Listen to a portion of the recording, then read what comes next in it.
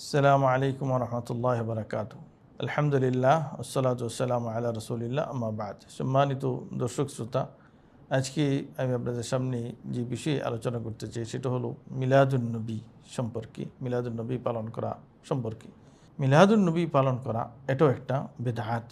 কেন যে নবী সাল্লাল্লাহু আলাইহি সাল্লাম এবং তার সাহাবায়ে কেরামগণ এবং তার পরবর্তীতে খুলাফায়ে রাশিদিনগণ কেউ এই মিলাদুন্নবী পালন করেনি। হাদিসের মধ্যে রাসূল সাল্লাল্লাহু আলাইহি সাল্লাম বলেছেন, আলাইকুম বিসুন্নতি ওয়া সুন্নাতিল খুলাফায়ে রাশিদিন আল মাহদিয়িন, যে তোমরা আমার সুন্নতের উপরে অটল থাকো এবং আমার পরে খুলাফায়ে রাশিদিনের সুন্নতের উপরে অটল থাকো। অতএব দ্বীনের মধ্যে এমন কোনো কিছু আবিষ্কার করা যেটা রাসূল সাল্লাল্লাহু আলাইহি সাল্লাম সাহাবায়ে কেরাম করে নেই, এটাকে বেদাত বলা হয় এবং এটা মানুষের জন্য, মানুষের আমলের জন্য ক্ষতিকর। তো এই জন্য আমাদেরকে বেদাত থেকে সতর্ক থাকতে হবে। মিলাদুন্নবী পালন করা এটা বেদাত। এই মিলাদুন্নবী পালন করা থেকে বিরত থেকে আমাদেরকে নবী সাল্লাল্লাহু আলাইহি সাল্লামের আদর্শের উপরেই, তার সুন্নতের উপরে অটল থাকার জন্য চেষ্টা করতে হবে।